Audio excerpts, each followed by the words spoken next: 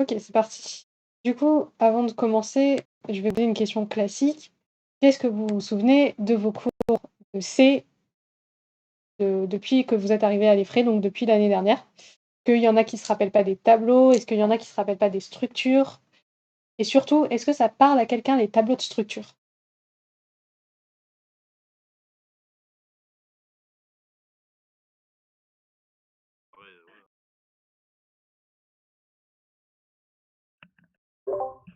Structure, ça va. Tableau aussi. Tableau Et de ta structure, je veux bien que tu revois, s'il te plaît. Ouais, c'est ça. Ouais, OK, donc tableau de structure, on est d'accord qu'on l'avait pas vu. Ouais. D'accord et je sais pas si, il y en a qui se rappellent pas du tout des listes, linéaires chaînées ou listes chaînées qu'on a vues avec Marshall. Mais si c'est pas le cas, bah, c'est pas grave, je vais vous refaire, un petit, résumé vite fait.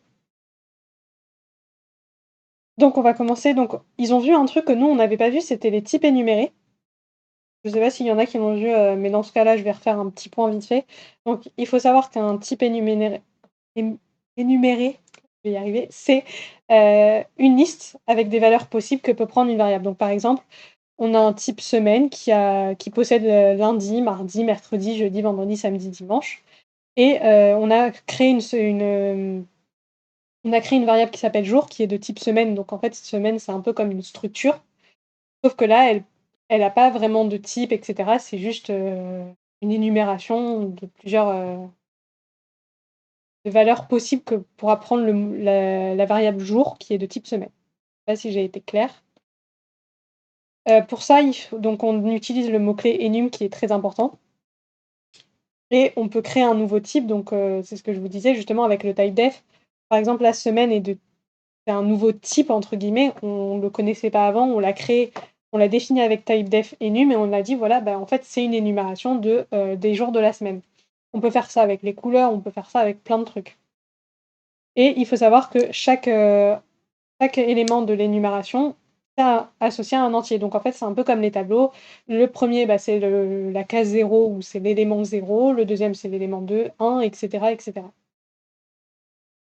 Voilà pour l'énumération. Vous pouvez aussi associer une valeur à un élément d'une énumération.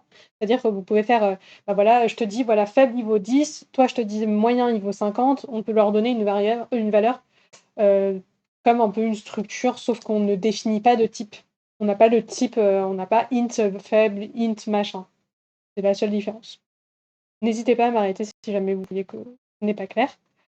Je vais faire vite fait un petit point sur les structures. Donc, nous, on n'avait vu qu'un seul type de structure, je crois qu'on avait vu que celui-là, mais eux, ils ont vu 2 types de syntaxe. Donc, ne soyez pas choqués si jamais vous voyez un type comme ça, au rattrapage.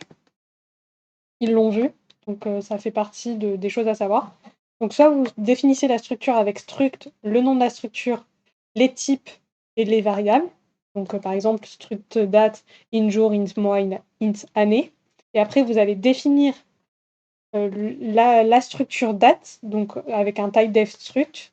Donc là, par exemple, ça va être notre nouveau type, ça va être date, qui sera de type date. Un peu compliqué, mais en gros, notre date en majuscule prend, les différentes propriétés de la structure date en minuscule, qu'on a définie juste ici. Celui-là, le typedef struct, c'est ce qu'on avait vu, l'année dernière et ce qu'on a revu, aussi cette année. Donc là, c'est la création d'une structure classique où on a du coup notre structure date qui est ici, qui est définie ici en majuscule et ça prend aussi le jour, le mois et l'année. Pour rappeler donc les structures, c'est exactement comme la même chose. On a une variable, on a défini de type structure, donc date en majuscule D1, donc toujours le type en premier après la variable. On peut avoir des pointeurs sur des structures, donc ça s'écrit comme ça. On a la structure, une étoile et une variable. Comme ça, ce sera un type de structure. Maintenant, il faut savoir que pour accéder à un élément ou un attribut, on dit plutôt un attribut d'une structure, on a 2 possibilités. Souvenez-vous, l'année dernière, on avait vu le point et la flèche. On va revoir un peu ça. Donc, il faut savoir que le point est utilisé seulement quand on a un type structure, donc c'est-à-dire qu'on a une variable qui est de type structure, donc par exemple de type personne. Dans notre exemple, c'est de type personne. Et si on veut par exemple accéder à la variable âge qui se trouve dans la structure qu'on a définie juste au-dessus, on fait personne.nom ou personne.âge. Et on avait la flèche. Donc la flèche, qu'est-ce que c'est? C'est un pointeur sur une structure. C'est-à-dire si vous avez une définition, vous avez une variable, enfin, vous avez la structure du coup, pardon, l'étoile et la variable. Donc comme ceci, personne, étoile, pointeur sur personne. Bah ça, on va devoir utiliser une flèche pour accéder aux éléments contenus dans la structure personne. Donc par exemple pour nom, on fera pointeur personne, flèche nom. Alors je veux pas vous dire de bêtises, mais je crois qu'il y avait une histoire de paramètres copiés ou paramètres modifiés en algo, mais voilà. C'est juste pour la petite anecdote, je crois il y avait une histoire comme ça l'année dernière. Ouais, je crois que c'est les paramètres modifiés, on utilise des flèches et copier, on utilise des points. Oui, je crois, mais voilà. Ouais, c'est ça. De mémoire, c'était ça, mais je sais on l'a pas revu malheureusement. Heu et il y a il y a un truc que que je ne savais pas, que j'ai appris, en lisant le cours, donc je vais vous le dire, c'est une cascade. Qu'est-ce qu'une cascade? C'est en gros, on a 2 structures et c'est une structure qui en appelle une autre. Donc on l'avait déjà vu, mais je savais pas qu'on pouvait mélanger un peu les règles qu'on a des points et des flèches. Bah, sachez qu'on peut. Par exemple, là, dans notre exemple, on a donc notre structure date et on a une structure student et on voit que date naissance, elle est de type date. Ici, on a fait, 2 choses. Donc déjà, on a défini un student on a défini une variable de type student et une variable pointeur student qui est de type pointeur sur structure. On a utilisé la variable pointeur sur structure car on voulait donc, entrer le mois de naissance, par exemple, ou le jour de naissance. Et pour cela, qu'est-ce qu'on a fait pour le mois de naissance? Bah, en fait, on a dit on va accéder d'abord à la date de naissance, donc on va accéder à la variable date des naissances qui se trouve dans la structure student. Comme c'est un pointeur sur structure, on utilise une flèche. Là, on utilise une flèche. Et comme date de naissance, bah, il faut lui rentrer le jour, le mois et l'année. Comme le mois, il se situe ici, on va l'accéder avec le point. C'est pour ça qu'on a mélangé un peu les 2.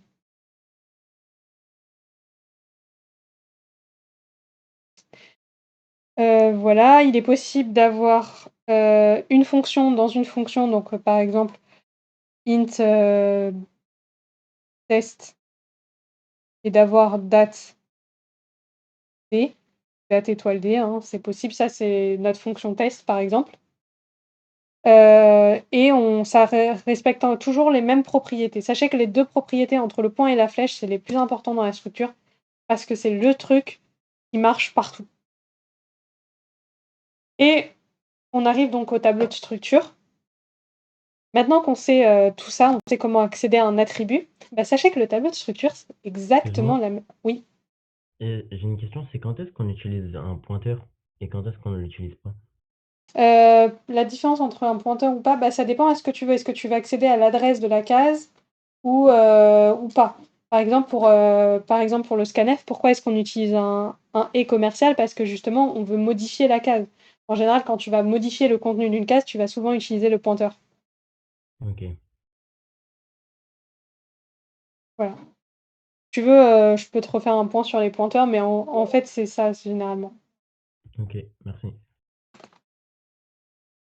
Donc les tableaux de structure, sachez que c'est exactement comme une structure normale, sauf qu'en fait, on a juste des cases dans lesquelles on a les différents types.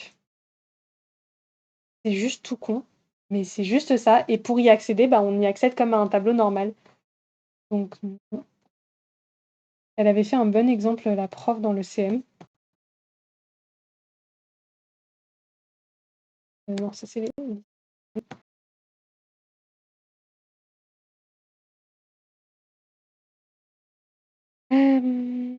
voilà. Vous voyez, là, par exemple, c'est un tableau. Donc on a nom attribut 1, nom attribut 2 et cetera. Donc ce sont les variables qui sont dans notre, structure qu'on a définie et en fait, ça va être ça, en fait, le tableau de structure, c'est juste des cases avec à chaque fois le nom attribut, enfin avec chaque variable et pour y accéder, bah, c'est très, très simple. Il suffit d'accéder par une boucle pour, aux cases. Donc on accède par une boucle pour, dans les différentes cases et ensuite, bah, utiliser, soit le point, soit les flèches comme, tout à l'heure, comme pour accéder à un attribut en fait, tout simplement. Il y a vraiment pas de choses Quand nouvelles. quand est-ce qu'on sait qu'on utilise un point ou une flèche? Alors justement, c'est ce que je disais juste au-dessus, donc si tu trouves que c'est un peu compliqué ces histoires de pointeurs sur structure, de structure, retiens que si tu vois du point de vue algorithmique, si jamais tu as un paramètre modifié, tu utiliseras la flèche et si tu as un paramètre copié, utiliseras le point. D'un point de vue C, si tu vois que tu as une structure, donc par exemple, tu as défini une variable comme ceci, hop, comme ceci de type personne, pers qui est de type personne, bah là, tu utiliseras le point parce que tu as pas d'étoile pour dire, bah, c'est un pointeur. Par contre, si tu as une structure et tu as une étoile qui représente donc le pointeur, bah, là, tu utiliseras en fait la flèche. OK, quand tu utilises un pointeur, tu mets une flèche et quand il y a pas l'étoile, tu mets le point et quand il y a l'étoile, tu mets, C'est ça. la flèche. OK, OK, OK. Merci. Donc voilà pour les structures. Est-ce que vous avez d'autres questions? Ou on peut passer aux listes chaînées? On peut avancer. OK. Attends, juste pourquoi, dans l'exemple là, on a mis, class égale à student, malloc 2 size of, Alors, ça, en fait, on a donc là, c'est pour justement les tableaux de structure. On a voulu faire un tableau dynamique de la structure student. Donc le malloc, c'est pour le tableau dynamique et après, non, ce enfin, que je veux dire, c'est pourquoi on a mis 2 fois size of? bah, ça, size of, donc c'est la taille et le 2 en fait, ça doit être, ce que la Il doit y prof, elle avoir a 2 voulu, lignes? bah, en fait, je sais pas si c'est, le nombre de lignes qu'elle a donné. En fait, c'est la prof qui a donné ça comme ça, mais je sais plus si ça représente pas le nombre de lignes, enfin, le nom en fait, comme un tableau, comme les matrices, tu vois ou pas ce que je veux dire? Ah oui, OK. Mais je suis pas sûre de ce que je te dis, je t'avoue que j'avais pas fait attention aux 2. Mmh.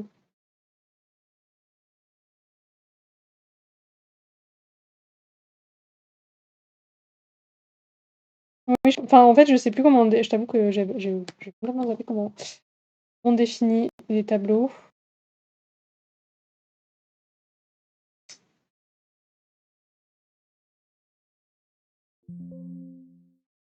Ouais, allocation dynamique.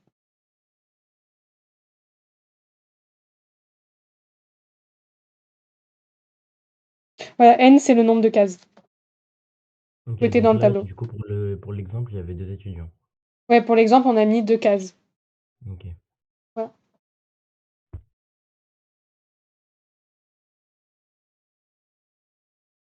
Donc je vais vous faire vite fait un petit rappel des listes chaînées. Donc, vous verrez souvent LLC parce qu'ils l'ont appelé comme ça, mais sachez que c'est exactement la même chose comme on a vu avec Marshall. Je lui ai demandé, confirmation, hein, et si jamais vous avez encore des questions, n'hésitez pas à m'arrêter. Donc, pour définir une structure, pour définir la structure d'une liste ou d'un maillon, bah, c'est struct, le nom de notre maillon qu'on veut, un type, une variable et bien sûr, on rappelle le maillon, comme on avait vu avec Marshall. Ça, c'est pour la définition, faut la savoir, en fait, elle est toujours comme ça, vous verrez pas d'autres, moyens de la définir. Ils ont vu un nouveau donc ils ont vu entre guillemets «un nouveau type», c'est les types de structures, donc c'est un peu ce que je vous expliquais avec le type struct. Mais sachez qu'il est possible de le faire aussi pour nos maillons. Donc on a juste le type struct, que comme vous pouvez le voir là, on met rien en fait. On n'a rien après, donc c'est comme si on avait fait, si je reviens sur les types énumérés, sur les structures, c'est comme si on avait utilisé cette syntaxe-là, donc avec un point virgule juste à la fin. Hop. Donc pour ça, donc type struct, le nom du maillon qu'on a défini juste ici et le nom de la variable qu'on veut. Donc par exemple, ça peut être, struct maillon avec maillon en majuscule ou struct maillon date, struct maillon tout ce que vous voulez.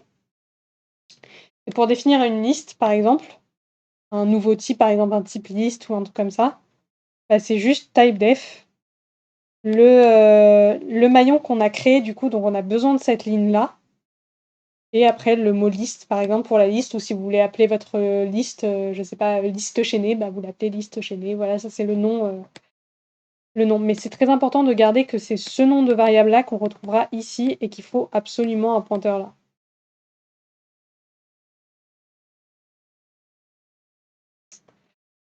Donc, il faut savoir que pour allouer un maillon, on va utiliser plutôt un malloc parce que comme ça on va faire un peu comme une allocation dynamique pour les tableaux, que ça va être plus simple et puis comme ça, une fois qu'on en aura fini, on va pouvoir le libérer avec le free. N'oubliez pas de libérer vos maillons ou même libérer vos espaces mémoire quand vous faites de la programmation puisque c'est très important. Et tout simplement pour savoir si une liste, chaînée elle est vide ou non, on se demande: «Est-ce que le premier maillon il est nul?» S'il est nul, bah, c'est que la liste elle est vide. S'il est pas nul, c'est que la liste n'est pas vide. Ils ont pas vu autant de choses que nous, mais ils ont vu quand même pour créer un maillon, pour libérer le maillon et enfin ils ont vu plein de choses qu'on va voir tout en détail. Donc tout d'abord, pour créer le maillon, de quoi on a besoin? Donc on a besoin d'une structure. Si ça vous le reconnaissez, c'est du cours de Marshall. Donc on a besoin d'un type structure. Par exemple, on a besoin d'une structure, maillon. Ça, c'est notre structure. Donc on souhaite allouer de l'espace mémoire, donc on va allouer de l'espace mémoire à cette variable. Donc par exemple, la variable, on va l'appeler test. On a besoin de faire une allocation mémoire, une allocation dynamique, donc un malloc.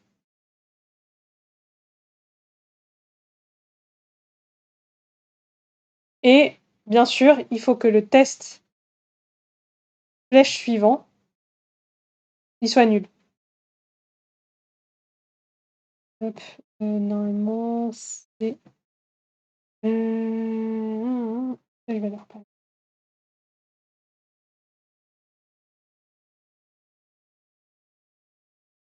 Par exemple, on avait fait ce truc.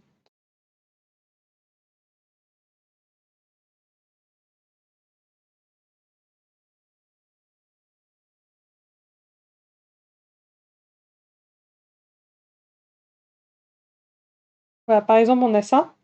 Donc on a un test qui est de type maillon. Notre data, donc notre info ici, ça va être un tableau, ça va être du dynamique, en fait, on va le faire avec du malloc et le suivant, hop, il va pointer sur nul. Pour libérer, bah, tout simplement, on fait free et on met en argument notre, liste qu'on veut libérer. Alors je sais pas pourquoi elle a fait m égale à nul, je trouve ça enfin, en fait, si, je comprends, mais parce que comme ça évite que notre liste pointe vers va vers n'importe quoi et au moins on sait qu'il y a pas de n'importe quoi dedans, il y a nul. Mais du coup, moi, je trouve que ça perd le sens du free. Bah, du coup, en fait, autant mettre, le m à nul directement plutôt que de faire free. Mais voilà, sachez qu'il faut le faire pointer à nul, sinon, ça va pointer vers n'importe quoi, en fait. Ça va valoir n'importe quoi et si vous allez manipuler n'importe quoi, faites bon courage pour vous retrouver, plus tard. Si jamais on veut créer une liste à partir d'un maillon, donc en fait, c'est tout simple. On a besoin d'une liste vide et d'un type, et de la même façon et d'une variable qui sera en fait de type structure. Donc en fait, on aura besoin de créer un maillon. Donc première étape, on crée le maillon ici. Ça, c'est la création du maillon.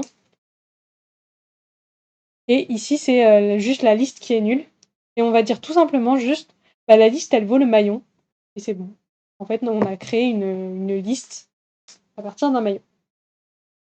Donc là, c'est un exemple de code concret, comment on déclarerait un maillon.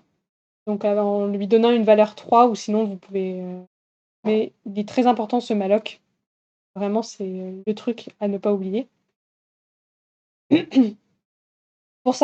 Pour parcourir une liste chaînée, on a besoin de deux choses. On a besoin de savoir si la liste elle existe, donc si elle est pas nulle. Et surtout, retenez bien, c'est le plus important, on a besoin d'un pointeur temporaire, enfin d'une variable temporaire sera là pour ne pas perdre le début de la liste. Parce que si on a une liste, on a quelque chose là, hop, pointe vers le suivant, pointe vers nul. Notre premier élément, notre premier pointeur, il va être là, en fait. Lorsqu'on va manipuler, en fait, ça va être ici. On va être ici. Notre liste, elle va être là. Elle va commencer ici. Mais quand on va parcourir, après, c'est ça qui va se déplacer vers vers l'autre case, vers la case suivante. Et du coup, si jamais on veut retourner à cette première case-là, on l'a perdue en mémoire. Et nous, on veut pas la perdre en mémoire. Donc c'est pour ça qu'il est hyper important d'avoir un pointeur ou enfin d'avoir une variable qui est de type pointeur et qui sera, une variable locale, donc qui sera déduite à la fin de l'algo pour justement garder en mémoire ce début de liste. Et après, bah, il suffit de déplacer juste un à un, le temp, donc la variable temporaire, jusqu'à ce qu'on tombe sur le suivant est égal à nul, en fait. Jusqu'à ce qu'on arrive à la fin, en fait, de la liste. Après, vous pourrez faire autant d'opérations que vous souhaitez, comme afficher, comme calculer des sommes, etc. Ça, c'est un exemple de code que je vous ai mis. Donc, vous voyez, on a utilisé une variable temporaire TMP qui est de type maillon étoile, donc qui est de type pointeur sur structure. Et comme ça, on peut parcourir la liste tranquillement, donc tant que la liste, elle est pas nulle, donc ça continue. Et justement, le temp, il va se déplacer, mais ça nous permettra de garder en mémoire au moins le début. J'ai une question, Oui. parce que là, notre condition, c'est si L est différent de nul. Mais dans notre if, le L, il change jamais. Non, mais justement, en fait, là, le temp, regarde, là, on te dit temp, il prend la valeur de L. Après, on te dit tant que temp, il est pas nul. Donc temp, il va se déplacer. Dès que temp, il sera nul, bah, ça, ce sera faux. Et en fait, il va arriver là, mais ta liste, elle sera nulle aussi, en fait. Tu vas sortir de ta boucle, de ta condition, parce que, parce que tu sais que ton temp, il va valoir nul. Donc quand tu vas retourner, attends, sur Ben le non, parce que premier. temp, il va être nul, ça veut Ah dire oui, on va ah oui, sortir du, on sort de la while, boucle. mais L, il n'aura pas changé. Non, c'est vrai qu'elle a pas incrémenté le L. Ça veut dire qu'on aura ça va Ouais. être quelque chose d'infini. Enfin, ça va Mmh. même pas être infini, ça va être buggé. Ouais. En fait, c'est le premier maillon de la liste qui est pointé par L. Tant que le maillon suivant existe, on tombe 1. Dès qu'il n'existe plus, donc si L. Alors, je vais regarder si j'ai le truc de Marshall. C'est vrai. Ok, je sais où il est.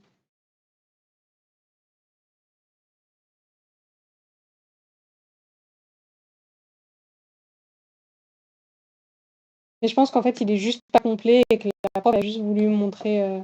Ouais, l'extrait. Ouais.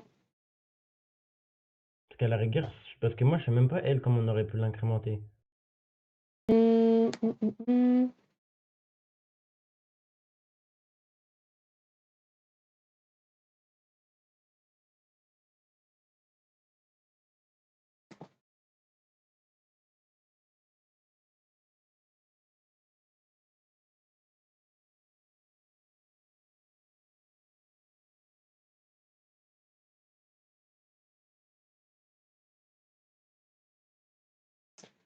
Hem.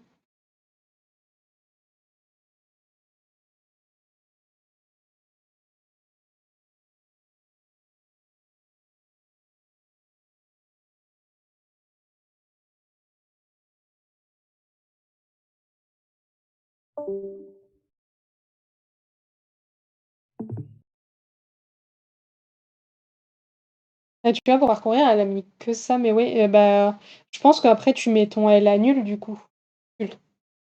Pour moi, tu l'obligerais, du coup, à mettre à nul. Je mets directement à la fin du while, je mets directement L égale nul. En fait, techniquement, il faudrait sortir de la boucle. Tac, tac, tac. Parcourir une LLC. C'est pas Parce que L en soi, c'est quoi? C'est le début de la liste? Enfin, c'est la première valeur de la liste, c'est ouais, ça? c'est ça, c'est la valeur de la liste. Je pense qu'elle aurait dû mettre. En gros, c'était pour vérifier si la liste elle était vide ou pas. Donc Mmh. je pense qu'elle aurait dû mettre. Ah oui, bah oui, c'est pour vérifier Elle que la aurait dû liste mettre if L est égal à nul, return 0, else. Et mmh. Ouais, c'est ça. En fait, elle a voulu vérifier que la liste, elle était bien différente de nul.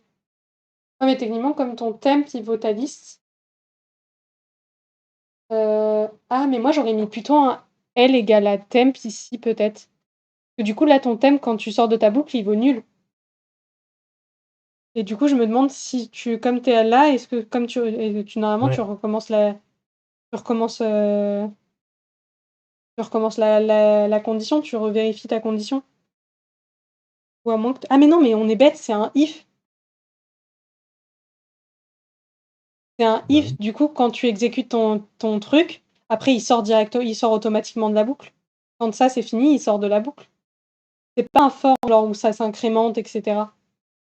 Genre le if, si tu fais if, a égale à 2, print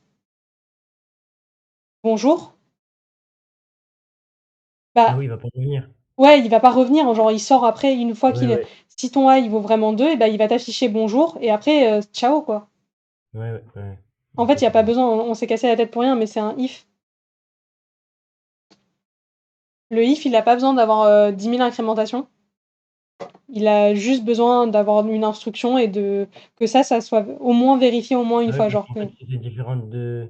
Enfin, si c'est nul, bah ça va sauter. Ouais, OK, c'est bon. ouais, c'est ça, ça va même pas rentrer dans la boucle. OK. Ensuite, donc on a vu ça, maintenant on veut savoir comment ajouter un maillon. Alors, ils l'ont vu et on l'a vu avec Marshall, donc les 2 cas, ajouter un maillon au début, ajouter à la fin et eux, ils ont rajouté même un truc, c'est l'ajouter au milieu. Donc vous allez voir, j'ai pris des screens de Marshall parce qu'ils s'étaient vraiment bien fait les cours. Déjà, une chose, vérifier que la liste elle est pas vide. Parce que si la liste elle est vide, bah, en fait vous l'ajoutez, au premier élément. Ce serait un peu con parce que ça perdrait un peu son sens, parce que, bah, du coup j'aurais pas besoin de vous expliquer toutes ces étapes.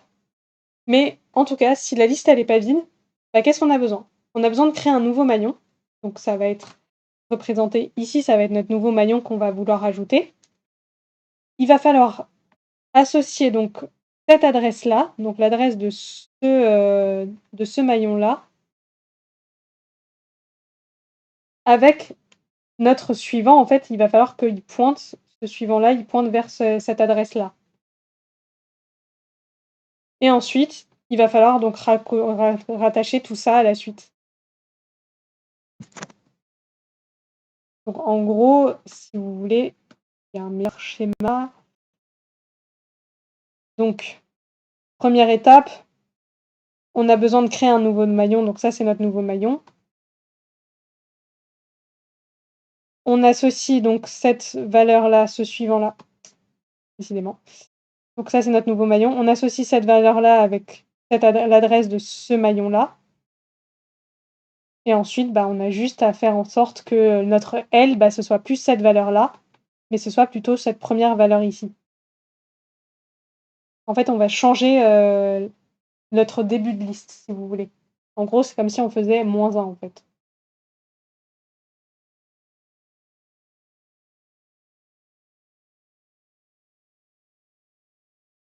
Voilà. Donc par exemple, si vous voulez un exemple de code voici un exemple de code pour créer le nouveau maillon. Donc hop, malloc point dynamique. Il a une nouvelle valeur. On sait que son successeur, c'est L, donc en gros, c'était notre début de liste qui était ici. Sachant que ici, c'est L. Et on lui dit, bon, bah, L, maintenant, il va plus valoir ça. Il va valoir nouveau. Il va valoir ici. Comme ça, on a notre liste qui commence dès le début. Pour ajouter un maillon à la fin, c'est comme le maillon au début, mais sauf qu'au lieu d'avoir un truc aussi compliqué, ça va être un peu raccourci. Juste, on va parcourir d'abord la liste. Donc déjà, vérifier que la liste, elle est pas vide, parce que sinon, c'est rajouté. En fait, à la fin, elle devient le début. On crée notre nouveau maillon, donc qu'on va mettre à la fin. Ce sera ici notre nouveau maillon. On va parcourir du coup la liste jusqu'à la fin. Et une fois que ce sera ça, en fait, on a juste à changer l'adresse d'ici et d'ici. Donc lui, en fait, ce suivant-là, on va le faire pointer sur nul. Parce que comme ça, ce sera la dernière liste. Et on a juste ce suivant ici qui va pointer sur l'adresse de notre nouveau maillon qu'on vient de créer. Donc comment on fait ça en algo? Parce que d'un point de vue français, ça a l'air simple. Un peu plus compliqué en algo, enfin en C, en algo, en programmation quoi. Donc toujours malloc, on lui attribue la valeur et on lui dit notre successeur il vaut nul. Maintenant, il faut absolument vérifier cette condition de nul. Pourquoi? Parce que si jamais votre liste elle est nulle, en fait, ajouter à la fin revient à ajouter au début. Et du coup, vous avez juste tout simplement à faire la dernière étape de l'ajout début, c'est-à-dire votre liste, elle prend le nouveau maillon que vous venez de créer. Sinon, donc, on parcourt la liste, qui dit parcours de liste dit variable temporaire. On parcourt temporairement la liste. On vérifie, donc on va jusqu'à ce que notre temporaire il est différent de nul. Donc on parcourt jusqu'à la fin. On l'incrémente parce que si on l'incrémente pas, ça fait une boucle infinie. Et on dit juste, notre successeur, il va valoir le nouveau maillon qu'on a créé. En gros, il va valoir l'adresse de notre info qu'on vient de créer. Est-ce que ça va pour l'ajout début et ajout fin?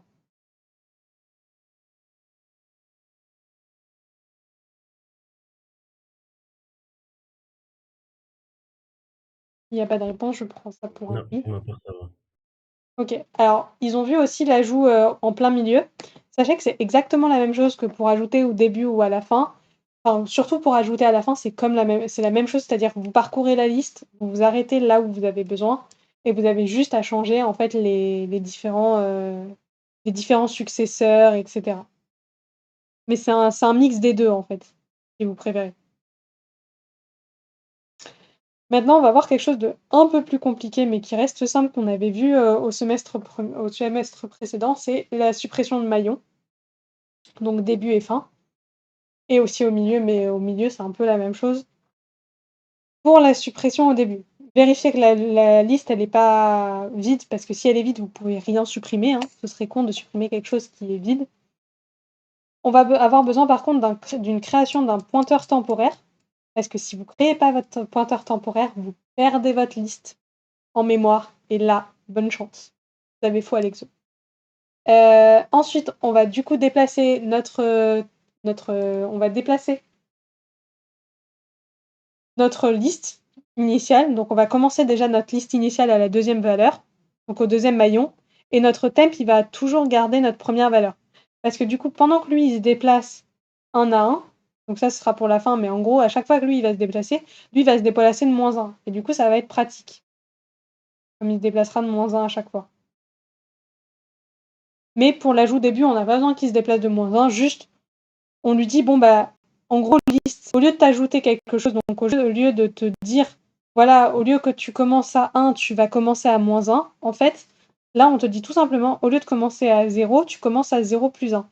Donc en gros, tu commences au maillon 1, quoi. Au lieu de commencer au maillon 0, qui est celui-là. Et ensuite, on a juste à faire le free temp, à libérer en fait l'espace mémoire du temp. Voilà pour la suppression au début. Pour la suppression à la fin, donc c'est ce que je vous disais. Donc en fait, ce ne sera pas exactement ce que je vous ai dit à 100%, c'est-à-dire que ce ne sera pas juste une liste et le temp. Surtout pas. Parce que si vous faites ça, vous perdez en mémoire. Encore une fois, retenez bien que une liste, il faut toujours des variables temporaires si vous ne voulez pas perdre en mémoire les valeurs précédentes. Pour ça que là, cette fois-ci, on ne va pas utiliser un pointeur, mais 2 pointeurs temporaires. Un qui va commencer dès le début, donc ici, qui va commencer à notre première valeur, et l'autre qui va commencer à rien. Mais en fait, c'est pas il commence à rien, il commence au précédent, mais le précédent, c'est nul. Pourquoi? Parce que quand on va déplacer, donc on va avoir un qui va arriver à la dernière valeur et l'autre qui va arriver à la valeur n-1. Du coup, qu'est-ce qu'on fait? Tout simplement, on dit, bon, celui-là, ce suivant-là, on le fait pointer vers nul, et ça, on le libère. Donc c'est ce qu'on a fait. Déjà, on a vérifié si la liste, elle contenait un ou plusieurs maillons. Parce que si jamais la liste, elle contient un seul maillon, bah, en fait, on vide la liste. Tout simplement, ça revient à vider la liste. Sinon, donc, on a un premier pointeur, un deuxième pointeur, un qui pointe sur nul, un qui pointe sur le début de la liste. On dit que boucle while pour parcourir. À chaque fois, on dit, bon, bah, le successeur, le TMP, il prend la valeur de suivante. Et le prédécesseur, donc PTMP ou précédent temporaire, il prend la valeur de son suivant, donc de temporaire. On fait aussi et après, bah, comme je vous ai dit, on fait pointer le successeur à nul et on libère le temp. Pour la suppression au milieu, c'est un peu comme la suppression à la fin. On a deux pointeurs temporaires et on s'arrête là où on veut, donc au n-1 et au n on voulu et après on libère. Voilà pour les listes chaînées. Est-ce que vous avez des questions?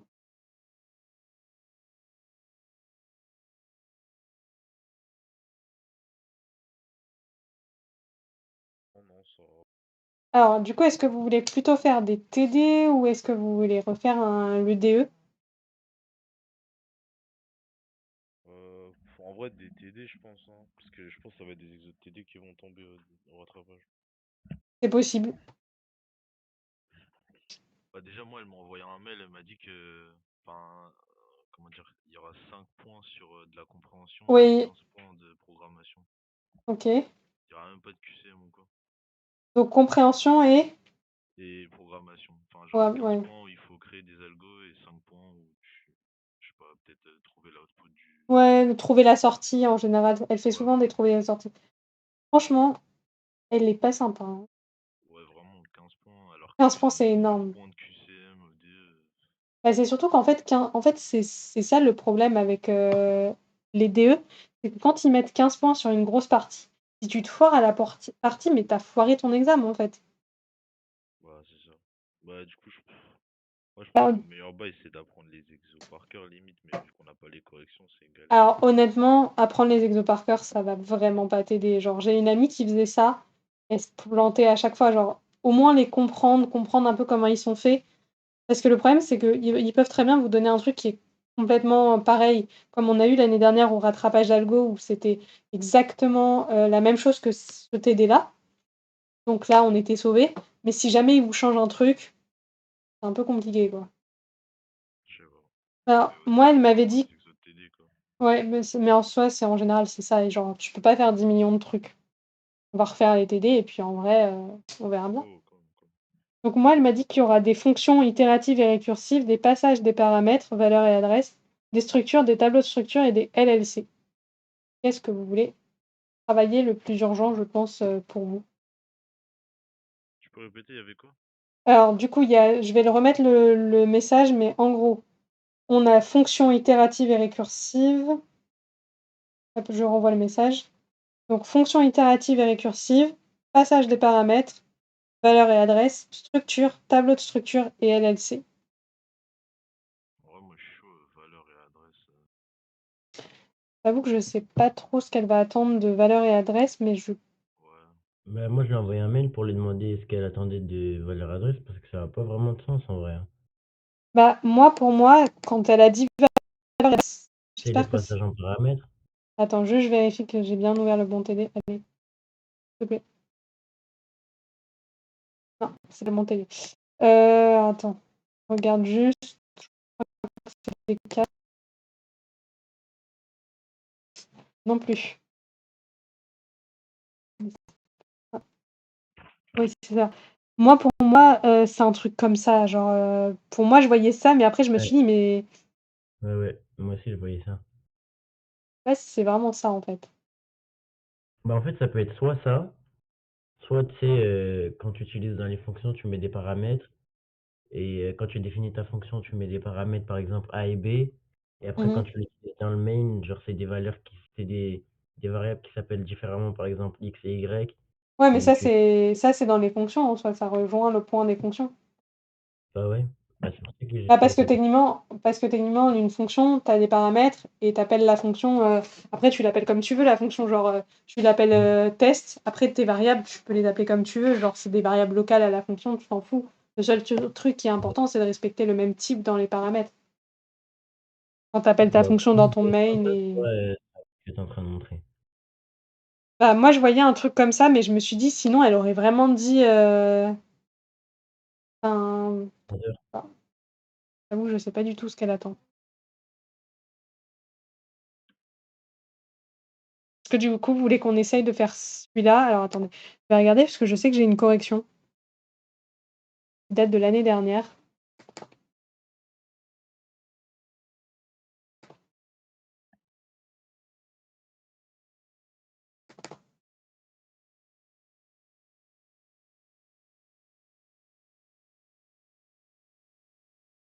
Attendez, je vais regarder si j'ai pas la correction de celui-là.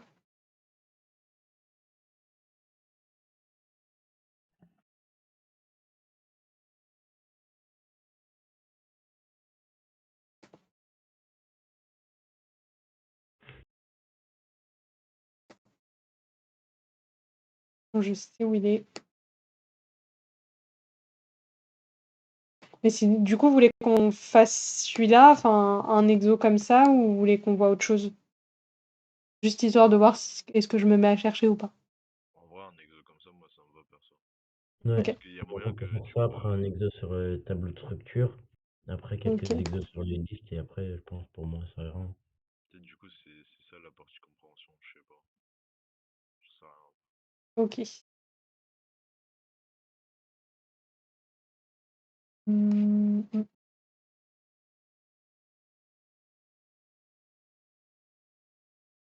Je vais regarder juste si c'est la même chose, hein.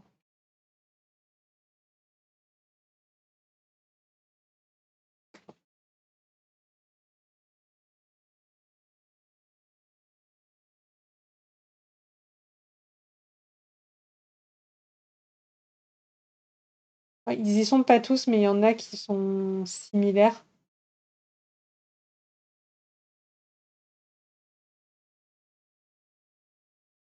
Ils y sont pas tous, mais il y en a qui sont similaires, enfin il y en a qui y sont. Par contre, ce qui est dommage, c'est que ouais, j'ai pas la correction de ça et non, ils l'ont pas fait dans le DE.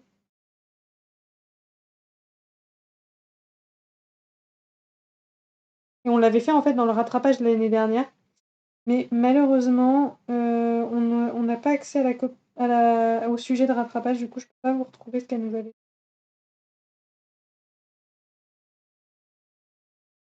On n'a pas? Même dans l'examen L'année passé, d dans il y a pas le sujet du rattrapage, je l'ai vu parce que je l'ai passé l'année dernière, le rattrapage. toi, t'as validé Algo?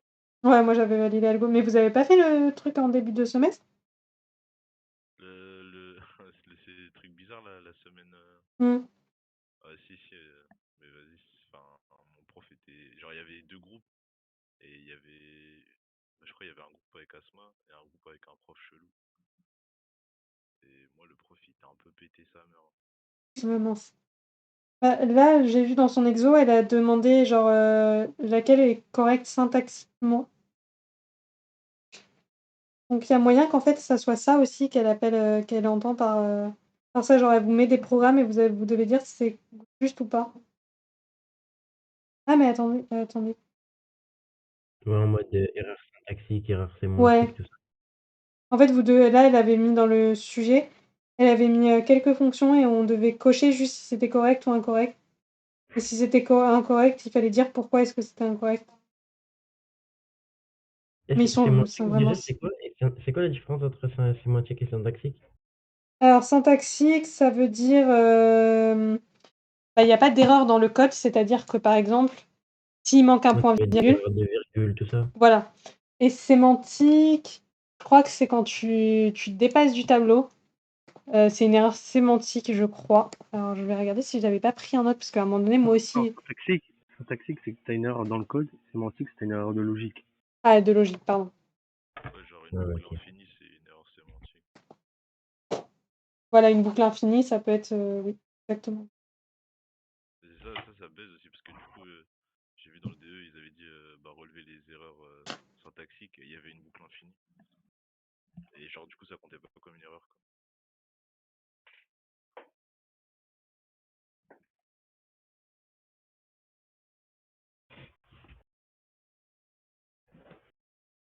OK, bah, du coup, non, j'ai pas, bah, on peut essayer de le faire ensemble, en vrai, on peut toujours essayer et si on sait pas, au pire, je demanderai à Marcha s'il a pas la correction et voilà.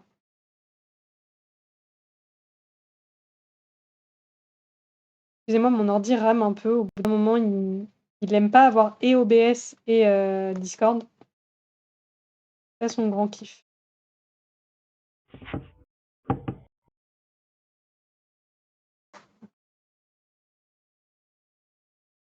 Ah et OneNote aussi, j'ai oublié que surtout le OneNote, il me prenait pas mal de OK. Alors go, hein! On va faire le tableau.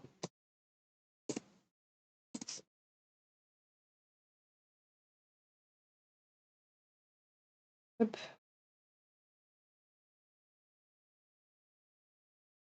C'était pas ça que je voulais ouvrir, mais c'est pas grave. Tac tac.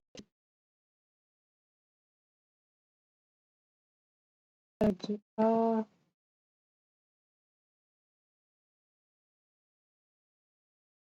Plus trop comment on a je sais où on l'a fait. Je me souviens où on l'a fait.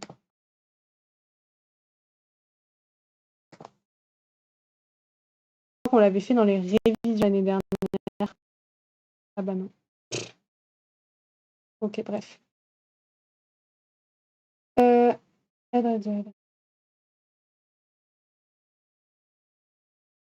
OK, donc déjà, on a 3 valeurs A, B et C. On sait qu'au début, ça vaut 1, 2 et 3. On rajoutera les colonnes, besoin. On a aussi 2, on a aussi 2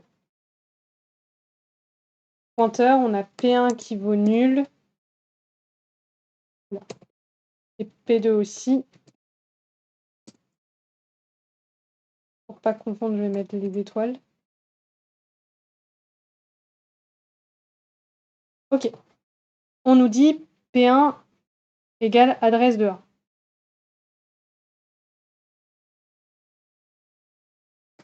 Donc, est-ce que là je mets adresse de A ou est-ce que je mets la valeur de l'adresse de A?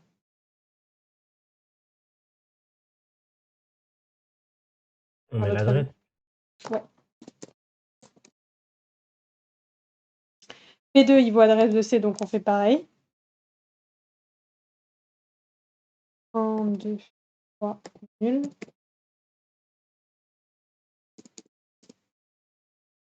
Là, ce sera adresse de C, donc c'est toujours la même chose. Si vous n'êtes pas d'accord ou si vous ne comprenez pas, vous pouvez arrêter, hein. 3. Pourquoi t'as mis P2 est égal à la... Pointeur de P2 est égal à nul? À nul parce qu'au début, là, I5, si tu es à I5, tu es d'accord que B2, on l'a pas touché là, hein. On va faire ligne par ligne. C'est juste que j'ai été un peu, vite sur les 2 premiers. Là, pour l'instant, on est à I5. Ouais. On te dit ici P2, il vaut nul. Tu es d'accord Ouais. que si tu exécutes juste I5, bah P2, il change pas? Ah oui, d'accord, tu fais... Ok, c'est bon, j'ai compris. Je pensais que tu faisais tout d'un coup. Non, non, non. Je voulais et puis je me suis dit: «Mais en fait, on va s'embrouiller plutôt qu'autre chose». Ok. 5. Et là, on est à I6.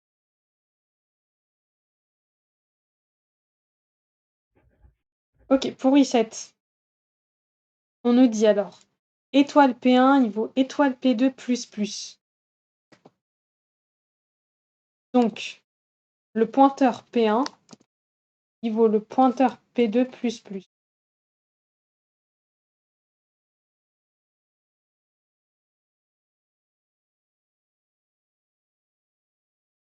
Il y en a qui auraient une idée.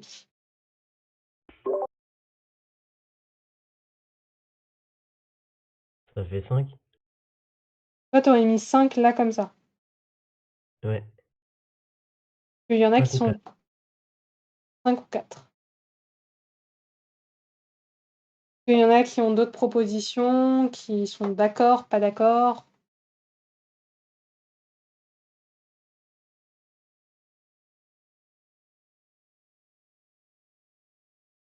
Alors attends, je regarde juste si je l'ai pas par hasard, parce que je veux pas te dire non plus de bêtises.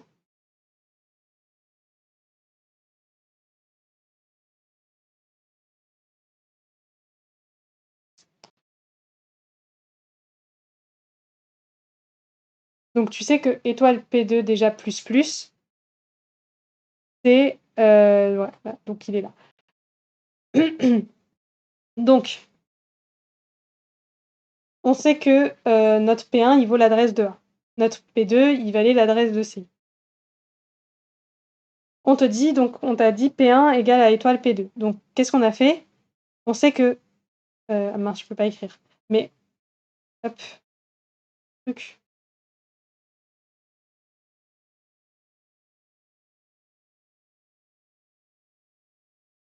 Donc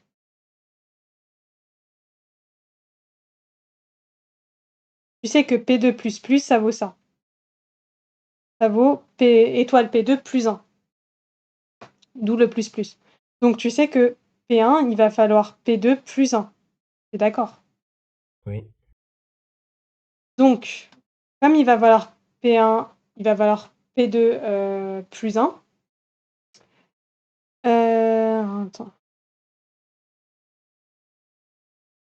Donc, qu'est-ce qui va être modifié? En fait, ça va pas être la valeur de P2, mais ça va être la case qui va être pointée par P2.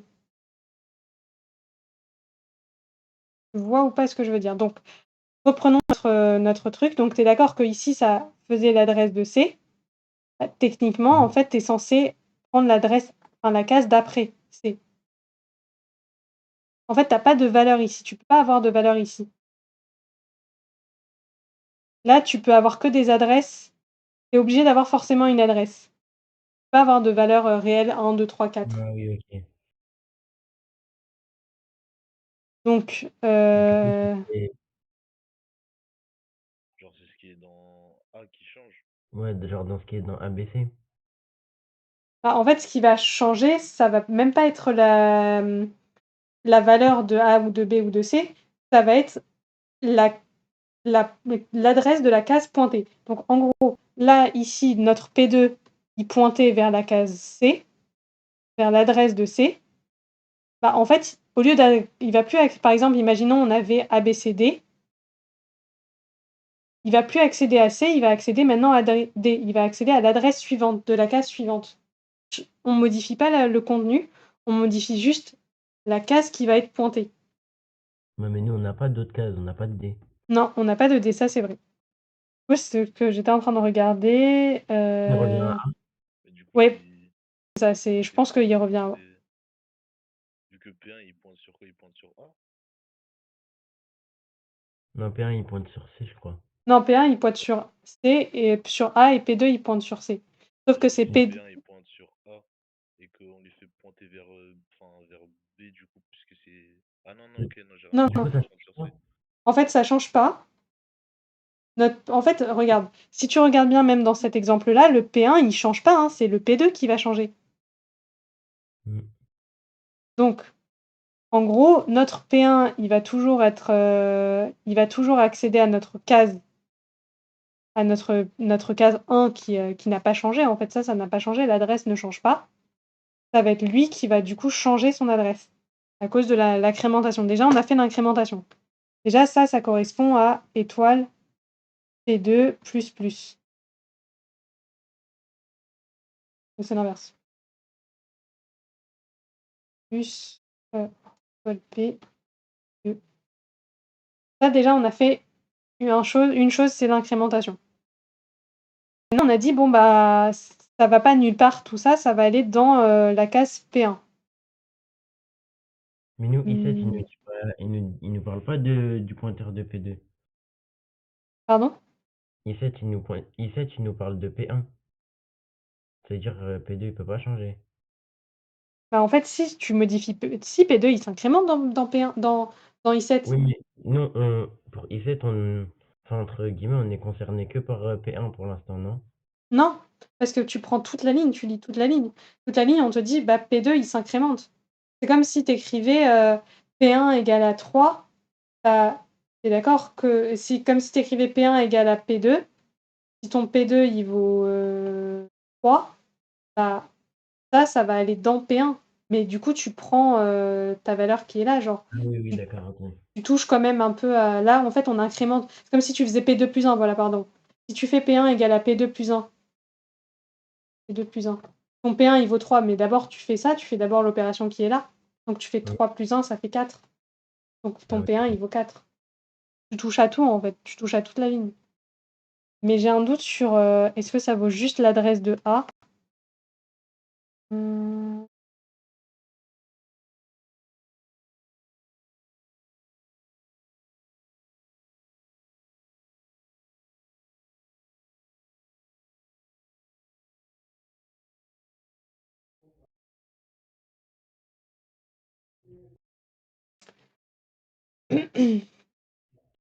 Mmh.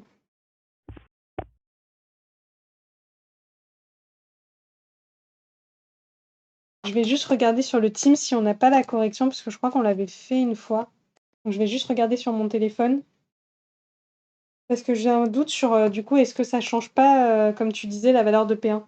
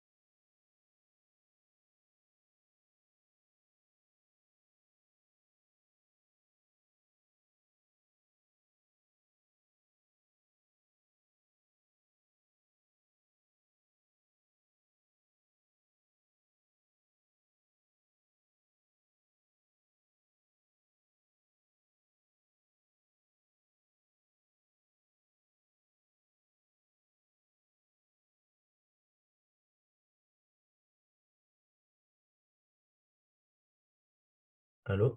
Oui, oui, je suis encore là, je suis juste en train de regarder dans les différents Teams que j'ai, parce que j'ai plein de Teams.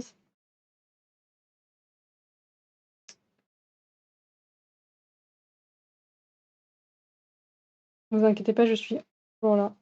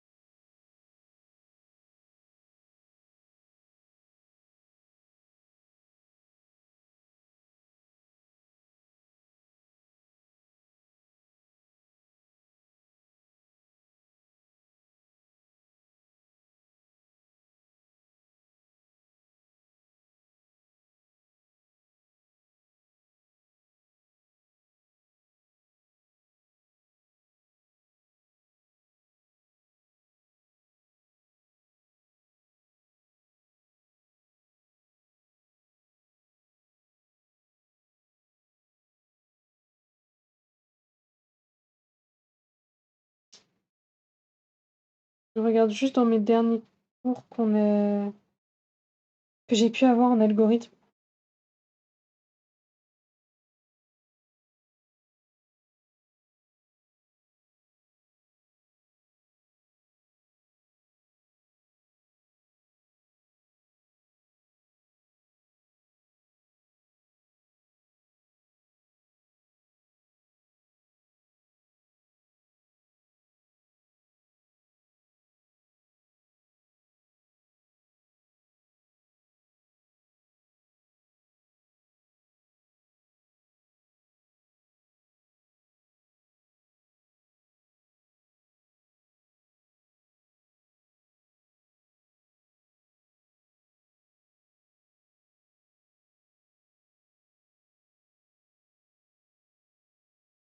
Non, je le retrouve plus.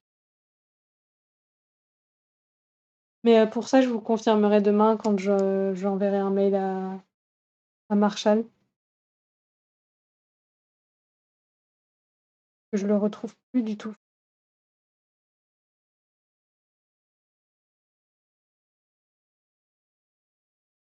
Vous avez pas gardé vos cours de l'année dernière par hasard? Non. OK, bon, passez à la ligne d'en dessous.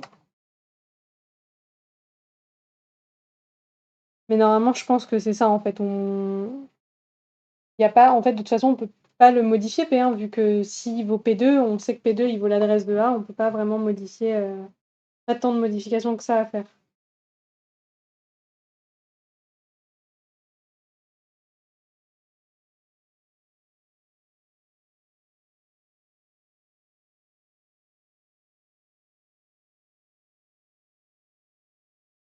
Je regarde juste un petit truc.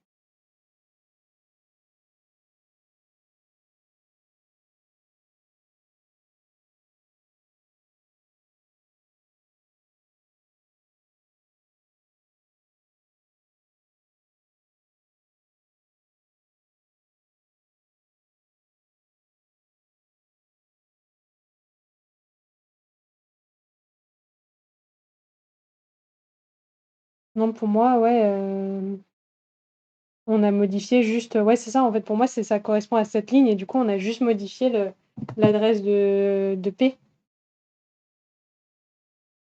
C'est ça, hein. On modifie pas forcément le contenu.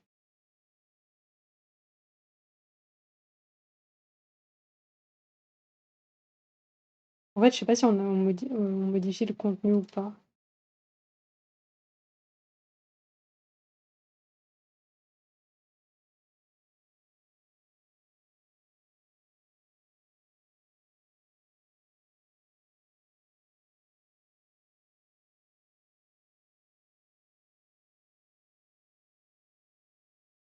Collectable. En fait, c'est juste le côté, est-ce que je modifie la valeur ou pas, qui me dérange. Est-ce que du coup, là, on mettrait 5 comme tu avais dit ou pas? Dans le C? Juste ça que je ne sais pas si on met pas un 5 ici. Ouais, je pense déjà ça aurait été un 4, non? Bah, c'est, plus, oui, c'est +1 du coup. Mmh. Les autres, vous en pensez quoi? Ah, en vrai de vrai, je sais pas, hein. Moi, c'est cet exo qui m'a valu mon rattrapage l'année dernière. Je peux comprendre. J'ai eu 9 sur 20, j'ai bien ça. En fait, c'est ambigu avec les pointeurs. Oui, c'est ça, c'est très ambigu. Je tire un truc. Attendez, je vais regarder un truc. Pas connecté. Attendez.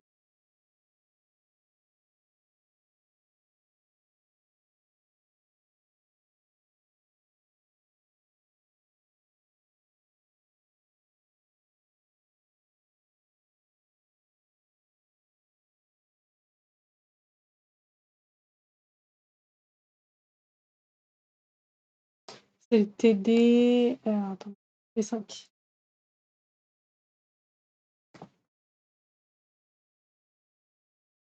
C'est toujours ambigu les pointeurs et c'est pour ça que j'ai énormément de mal à faire des exos comme ça parce que je me dis,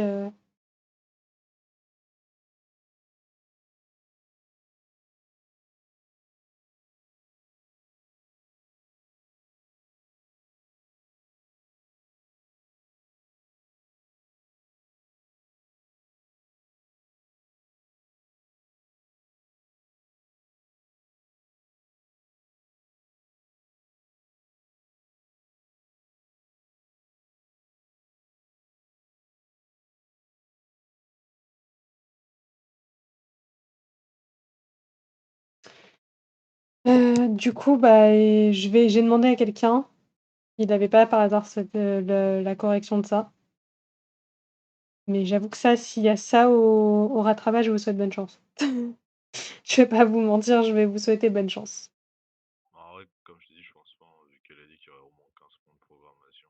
Ouais, en vrai, Ça, s'il y a mais du coup, ce sera pas les 5 points, ils seront pas sur ça. j'espère. Vous voulez qu'on essaie de le continuer quand même ou pas? Bah, en vrai, on va retomber sur le même problème un peu plus bas. Ouais, le bail, Oui. c'est que si on s'est trompé là, Ah oui, Ouais. si on s'est trompé là, tout est faux. Tout va être faux. au pire, c'est pas grave. Je pense que c'est mieux de faire des algos. Enfin, juste faire de la pro. C'est bon, j'ai l'exo 2.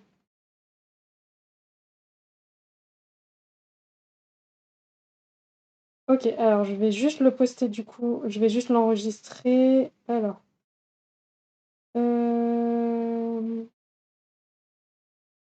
Donc pour I6, pour I7, pardon. Donc c'est bien 4, hein. C'est bien un 4. Et alors. Et ça vaut toujours adresse de C. En fait, l'adresse là, on ne change pas ça. Ça, on ne change pas du tout. En fait, on va modifier la valeur, mais pas l'adresse pointée. Attendez. Pour I7, ça change pas. En gros, je vous explique. J'ai compris. Je pense pouvoir vous l'expliquer.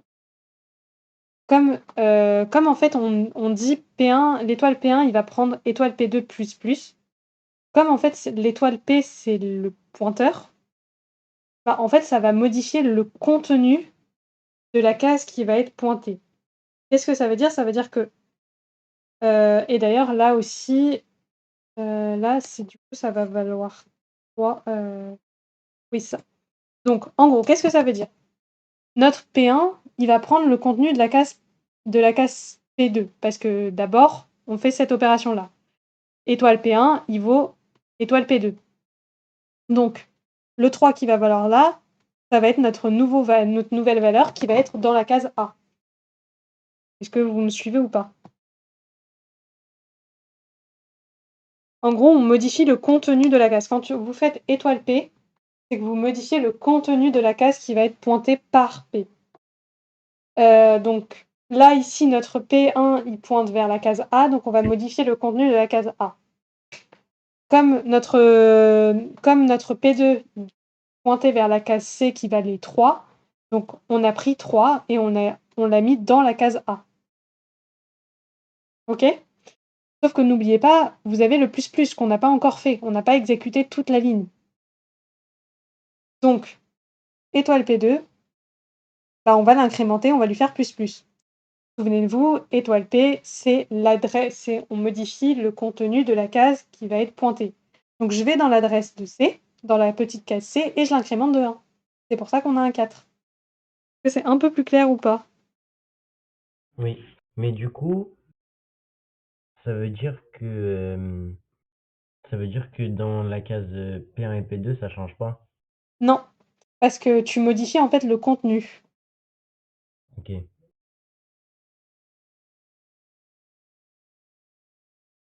Et du coup, le pointeur P1 égal, il sert à quoi dans le truc?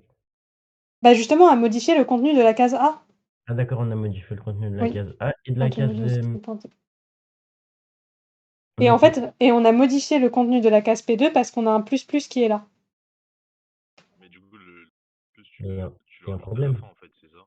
Pardon? Genre, en gros, tu dis que P1 prend la valeur P2 et après tu donnes le plus plus à P2, c'est ça?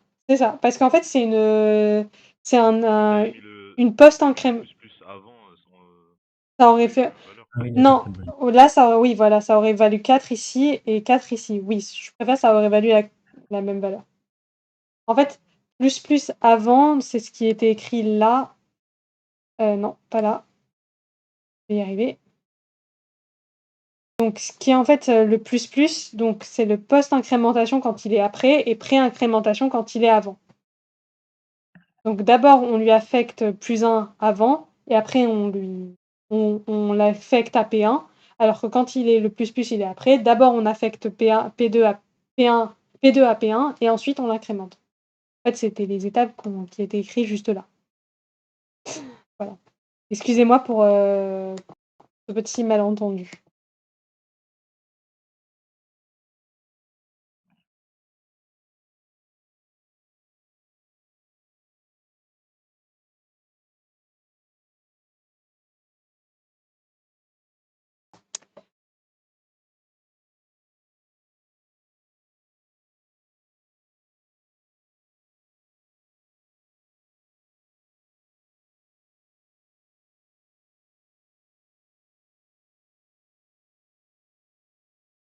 Ok, on continue du coup avec I8.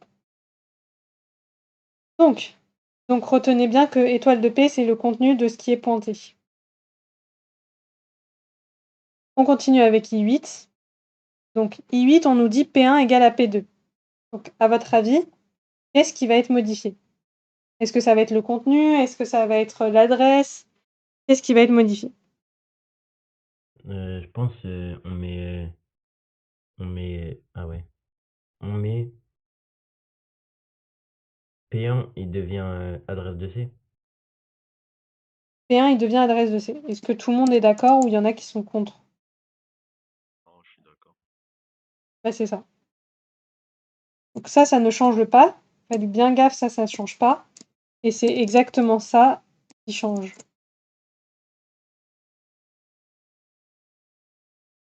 Je vais l'écrire au stylo parce que ça a changé.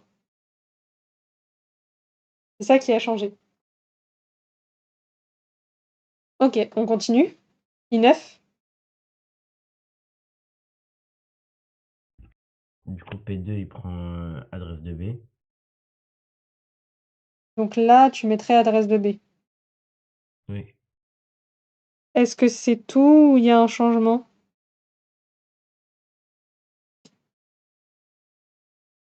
moi, c'est tout. Oui, c'est tout.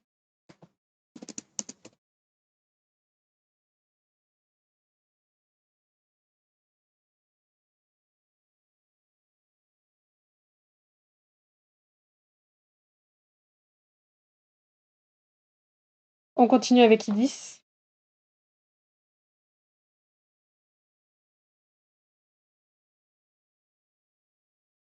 Alors pour I10, c'est étoile P1 qui vaut étoile P1 moins étoile P2. Intéressant ça. Alors qu'est-ce qui change pas?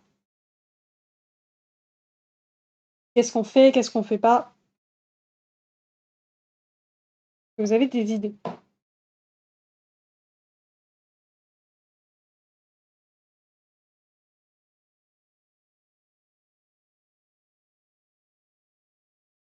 Donc, moins égal, vous êtes d'accord que c'est P1 moins P2? Ouais. Ok. Donc, on est d'accord que les adresses ne changent pas vu qu'on a des étoiles. Ça et ça change pas. On n'oublie pas, étoile de P, c'est le contenu de ce qui est pointé. Donc, le contenu qui est pointé par P1, donc en l'occurrence 3, non, en l'occurrence 4, parce qu'on est à adresse de C, attention, faites pas comme moi qui a lu adresse de A dans sa tête. Donc 4 prend la valeur de 4 moins ce qui est pointé par P2, c'est B, donc 4 moins 2. Là, vous êtes d'accord? J'ai traduit en fait ça. Vous voulez, je vous l'écris au-dessus et en dessous. Ça, ce serait l'équivalent de dire 4, il vaut 4 moins 2. Oui, non, non, oui. Ouais. Bah, du coup, 4 moins 2, ça vaut 2. Ça vaut 2. Et ça change pas puisque on ne modifie pas des autres contenus.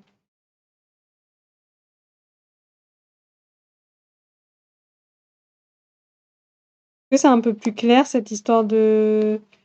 Ouais, en vrai, ouais. Ok. Est-ce que vous voulez du coup continuer ou finir les 5 derniers ou pas? Bah, pour moi, je peux m'arrêter là. Après, je sais pas pour les autres. En vrai, ouais. OK. On avait le plus gros. Et donc n'oubliez pas P contenu de ce qui est pointé par P. Qu'est-ce que vous voulez faire comme autre exo? Plutôt tableau, plutôt fonction, plutôt structure, tableau de structure ou LLC? Tableau de structure. Vous trouvez ça?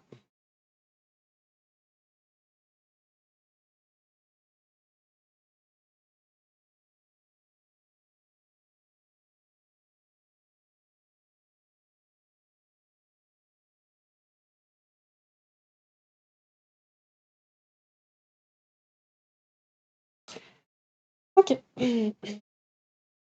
On a ça. On a lire table étudiant. Donc, pour les tableaux, en fait, on va avoir que ça, ouais.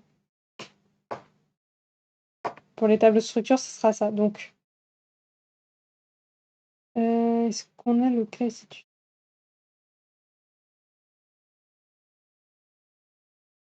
Je regarde juste si on a la structure. Voilà, on a la structure étudiante.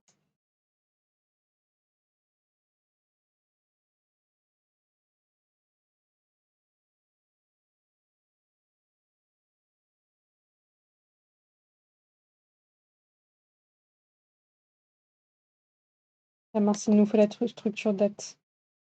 Je vais juste chercher la structure date dans le TD. Alors,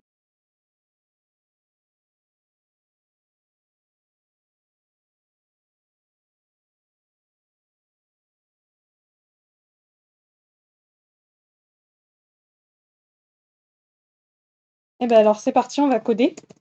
Ça vous dérange pas si je le fais directement sur Non. OK. On va faire une fonction lire table étudiant qui remplit un tableau d'étudiants.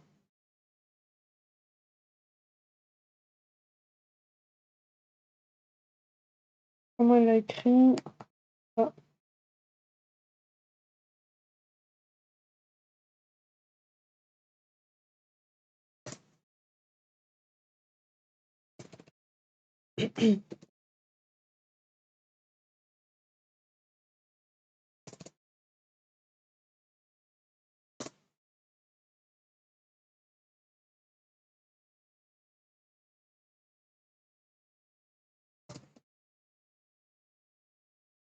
Alors, du coup, les gars, est-ce que vous savez comment faire ou pas?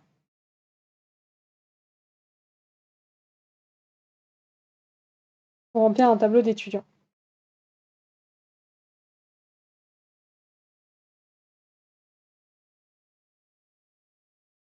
Déjà, vous êtes d'accord qu'il faudrait allouer l'espace mémoire?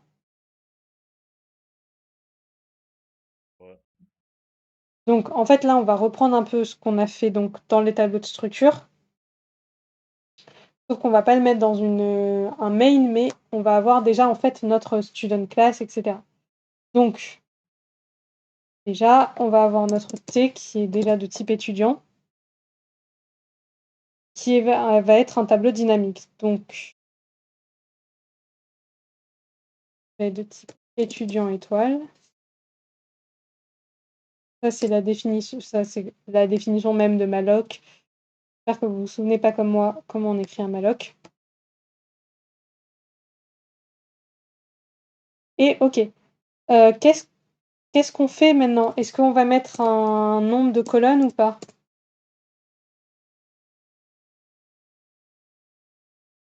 Est-ce qu'on lui attribue un nombre de lignes, ou pas? On met N? N, mais en N, on sait pas ce que c'est le nombre de cases. Parce que dans nos paramètres, on va avoir int n, le nombre d'étudiants, je pense, non? Je pense aussi. OK, on a alloué la mémoire, c'est très, très bien. Et j'ai une question. Là, Oui. tu mis étudiant pointeur malloc, mais nous, dans nos paramètres, étudiant, on va l'appeler T. Est-ce qu'on peut pas mettre T Non, à la place de dans le étudiant? dans le malloc, il est très important, c'est toujours comme ça. Je te donne un exemple au hasard, je te l'écris comme ça sera toujours, par exemple, tableau. On va dire que c'est un type int étoile, donc int étoile tableau, par exemple, tu as ça. Toujours dans ton malloc, ce sera tableau int étoile. Avec les parenthèses, c'est mieux. Malloc. Un nombre de cases si besoin. Donc je te le mets entre parenthèses n des cases.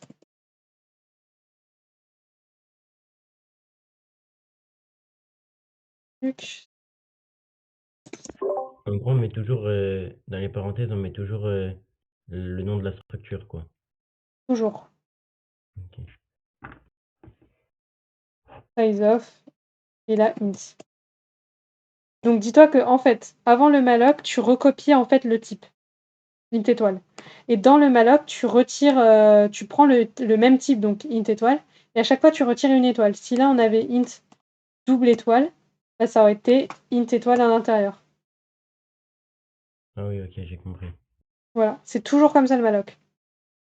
T'as Ok. pas de moyen de mettre t à la place de machin, toujours comme ça. Ok. On a alloué dynamiquement la mémoire, mais le travail n'est pas fait. On rappelle qu'on veut remplir un tableau d'étudiants.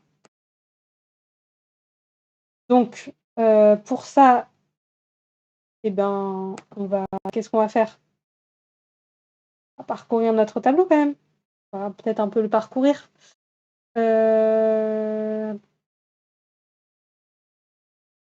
Ça. On va parcourir notre tableau et en fait, on va à chaque fois lui remplir les contenus en fonction de ce qu'on a mis dans nos structures. Donc, pour parcourir un tableau, on fait un for inRange. Du coup, il faut initialiser i. Mais c'est pas un problème. Je l'ai initialisé ton i. Il n'y a aucun problème. Hein. I inférieur à n du coup, et c'est des points virgules. I plus plus. Ok, qu'est-ce qu'on va demander? On va demander à l'utilisateur de rentrer par exemple un prénom. Donc printf prénom.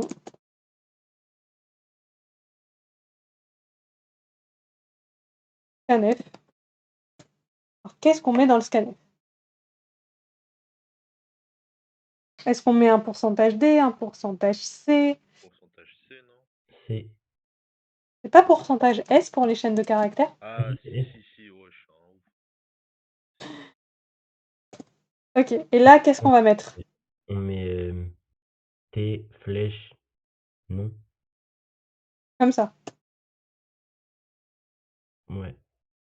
Je suis pas tout à fait d'accord avec toi. Parce que on veut le mettre dans notre tableau. Dis pas T, c'est un tableau. Ah oui, non, mais crochet i. Yes. C'est ça. Donc on fait pareil pour le nom et le prénom, hein, bien sûr. Et on n'a même pas besoin on va même pas avoir besoin du et commercial. Pourquoi? Parce que pourquoi est-ce qu'on n'a pas besoin?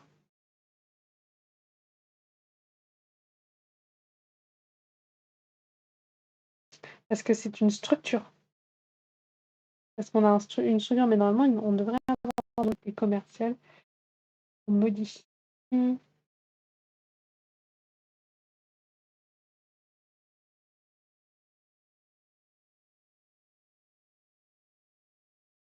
Ah mais là, c'est un adressage direct. OK. En fait, on fait un adressage direct parce qu'on dit que directement T, c'est notre étudiant. Pas comme tout à l'heure où on avait mis, pas dans le cours, dans l'exemple que je vous avais montré, elle avait mis par exemple, student étoile bien sûr et elle avait mis, pointeur st égale à et de st, en fait. Elle avait mis ça et du coup, elle était obligée de mettre un et de pointeur. Parce qu'elle, elle veut pas, elle veut le contenu. T'as pas besoin je sais pas comment expliquer, mais en gros, si tu mets et de machin pour accéder au contenu, tu es d'accord que tu es obligé de faire et de pointeur st pour accéder au contenu. Oui. Sauf que nous, on n'a pas ça, on a juste directement Ah bah, ça. ça se fait, du coup, on n'est pas obligé de mettre le Ouais, voilà, le et commercial. J'espère que je te dis pas la nulle, mais normalement, c'est ça me paraîtrait logique. De toute façon, je crois que je dois avoir la correction de ça, donc je chercherai. Donc on fait pareil pour le prénom, pour le nom plutôt. Donc le prénom, vu que le prénom, on vient de le faire.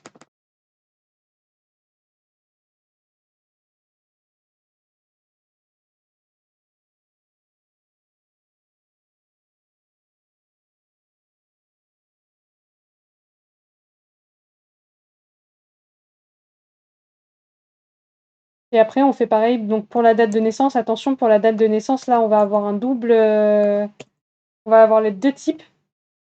On va vouloir rentrer une date, sauf que date naissance est de type date. Donc là, il faudra faire bien attention qu'on prenne bien la flèche et le point. Donc en gros, on va demander à l'utilisateur de rentrer un jour. Printf jour.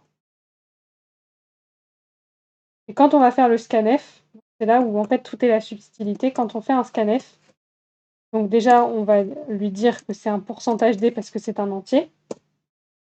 Et là, on va faire un truc, c'est qu'on va faire décrocher I, flèche, donc date naissance, point, jour, pour accéder au jour. Est-ce que vous voyez ou pas? On va accéder au jour qui est là, il est dans date.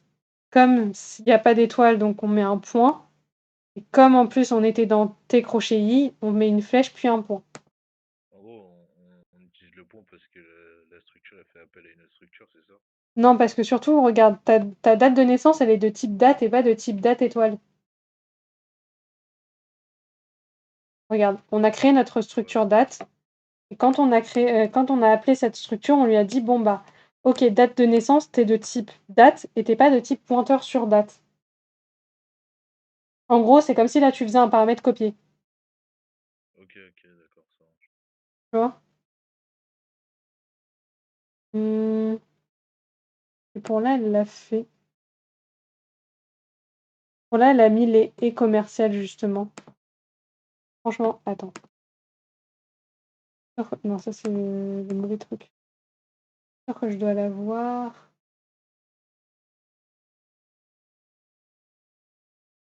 Alien Project et 3.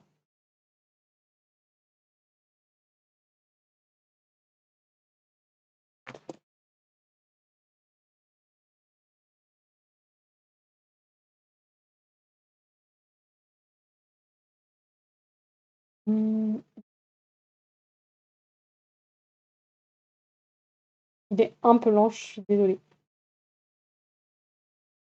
Je vais juste vérifier parce que je sais que je l'avais.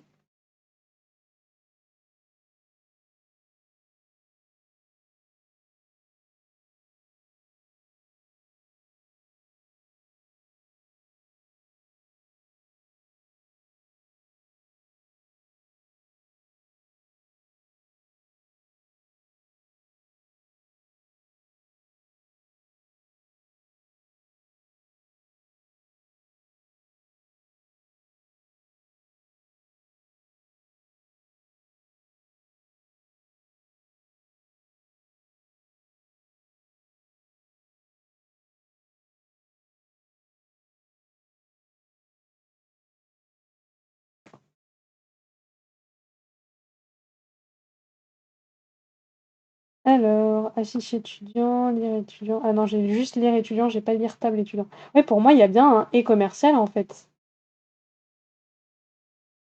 En fait, je crois que c'est juste la prof qui les a oubliés, mais je crois que normalement, il faut bien un et commercial. Hein.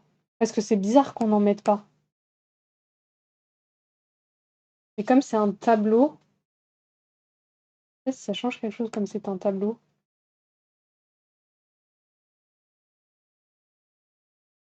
Là, elle les a pas mis. Ah ouais, parce qu'elle les a affichés. C'est logique. Et là, il les a mis pour modifier.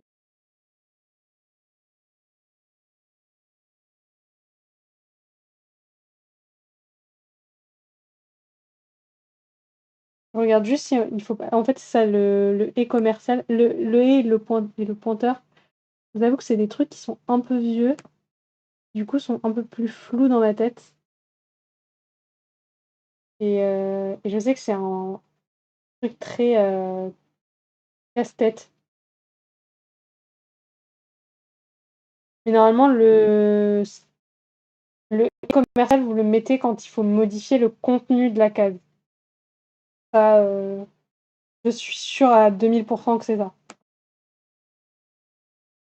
Et pour moi, on modifie le.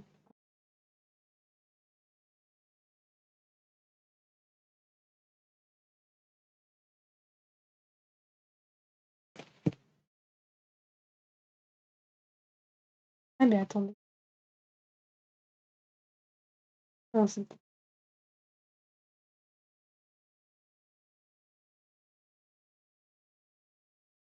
regarde juste si elle les avait mis dans les autres trucs. Que je sais qu'elle avait utilisé par moment.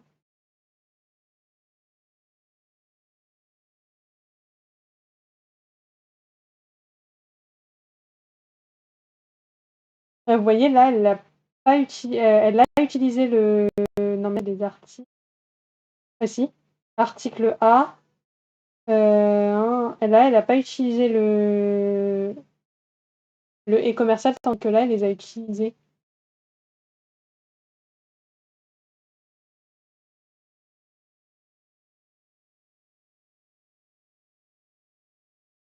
Je pense que pour les chars, on les utilise pas. Je pense que c'est au feeling.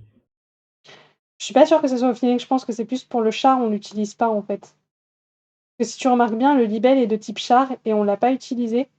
Et dans le CM, c'était pareil. Là, regarde, prénom et nom sont de type char et on n'a pas utilisé le et commercial. Donc je pense que pour les types chars, on n'utilise pas le et commercial. Parce que ce Mais du sont. coup, faut connaître pour tous les types si on utilise ou pas, genre. Non, tu sais, il y a juste les chars où tu utilises pas. Pour le reste, tu es obligé d'utiliser. Pour les doubles aussi, on utilise du coup. Oui, parce que c'est des types int en fait. Ok. Parce qu'en fait, le type char, c'est déjà un tableau. C'est déjà un tableau statique. Et tu lui dis, bon, bah, tu as un tableau dynamique dans lequel tu mets un tableau statique de tant de cases. Qui est totalement logique de pourquoi on n'utilise pas du coup de et commercial, parce que tu modifies pas le contenu.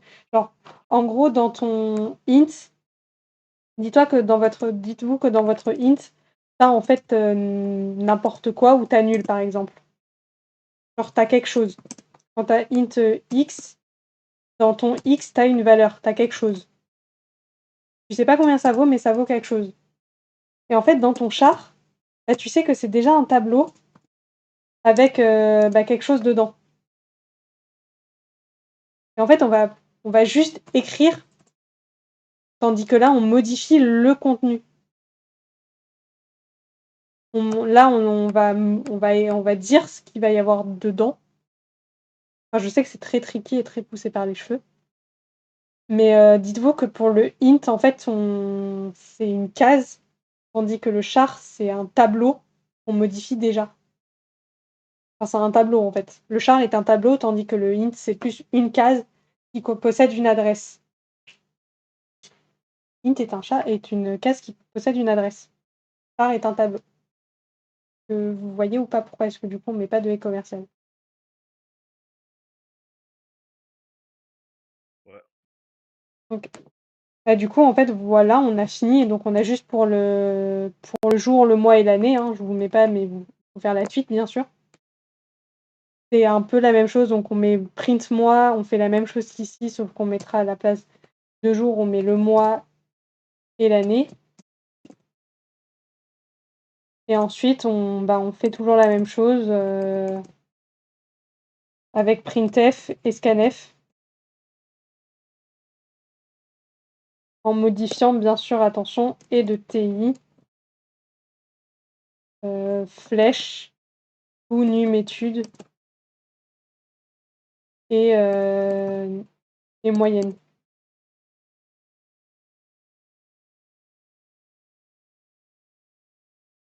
Que ça vous va ou pas du tout?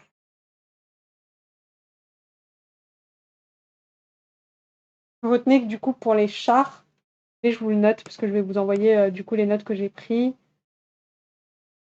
Chars,